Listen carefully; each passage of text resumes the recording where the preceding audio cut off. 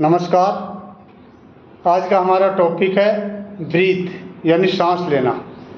James Nestor ने breathe पे एक पूरी बुक लिखी है जिसमें उन्होंने एक्सप्लेन किया है कि सांस लेने का सही तरीका क्या है और वो कौन कौन से तरीके हैं जिससे हम गलत सांस ले रहे हैं और उनको कैसे ठीक किया जा सकता है।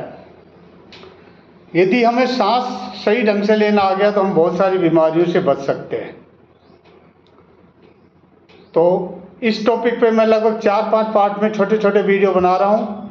तो यदि अभी तक आपने चैनल को सब्सक्राइब नहीं किया तो चैनल को सब्सक्राइब कर लें। आइए आते हैं आज के टॉपिक पे। पूरे प्राणी जगत में मनुष्य एक ऐसा जीव है जिसको ठीक से सांस नहीं लेना आता है। सब प्राणी ठीक से सांस लेते हैं। हमारे पूर्वज बहुत अच्छी तरह सांस लेते थे। उनके चेहरे की बनावट, चेहरा चौड़ा होता था और श्वसन मार्ग भी चौड़ा होता था, तो वो लंबी लंबी और गहरी सांस लेते थे। लेकिन आधुनिक जीवन शैली ने सब कुछ बदल के रख दिया। हमारे चेहरे की बनावट चेंज हो गई, हमारा श्वसन मार्ग सकरा हो गया जिससे हम छोटी छोटी सांसें लेते हैं। और फिर जो आज एयर कंडीशन या हीटिंग सिस्टम हम लगाते हैं, इससे भी पूरे एयर की क्वालिटी प्रभावित हो गई है। दूसरा, हमारे पूर्वज ऐसा खाना खाते थे जिसको चबाना पड़ता था। चबाने से जबड़े की एक्सरसाइज होती थी और जबड़े चौड़े होते थे।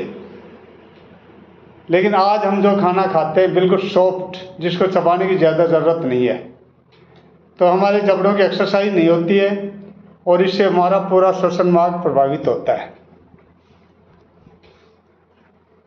तो हम ये छोटी छोटी बातों का ध्यान रखें और अपने ब्रीदिंग पैटर्न को चेंज कर सकते हैं। हमें अपने जबड़ों की एक्सरसाइज के लिए कुछ ऐसा खाना खाना चाहिए कि हमारे को चबाने की ज़रूरत पड़े। इससे जब जबड़ों की एक्सरसाइज होती है तो पूरी श्वसन क्रिया चेंज होती है। इसके अलावा बहुत से लोग मुंह से सांस लेते हैं। मुंह से सांस लेने से बहुत सारी बीमारियां जन्म लेती है। सबसे पहले तो हम हमारे रक्षा तंत्र को अनदेखा करते हैं।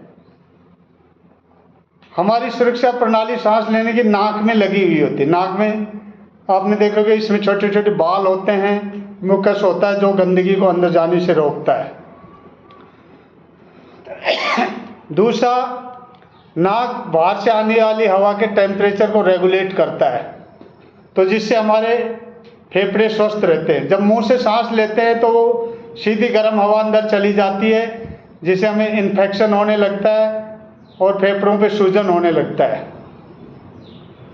दूसरा, मुंह से सांस लेने से खर्राटे आने लगते हैं जिससे आपकी नींद की क्वालिटी प्रभावित होती है। तो हमें एक कॉन्शियस माइंड से दिन में ये प्रैक्टिस करनी चाहिए कि हम नाक से सांस ले रहे हैं। बार बार अपने आप को चेक करिए कि कहीं मैं मुंह से तो सांस नहीं ले रहा हूँ। और जब आप दिन में ये प्रैक्टिस करेंगे तो धीरे धीरे आपको रात में भी मुंह से सांस नहीं लोगे, नाक से सांस लेने की आदत पड़ जाएगी। दूसरा टेक्निक ये भी हो सकता है कि टेपिंग टेक्निक होती है। रात को सोते समय आप मुंह पे एक टेप लगा सकते हैं, तो उससे क्या होगा कि आप नाक से ही सांस लेंगे।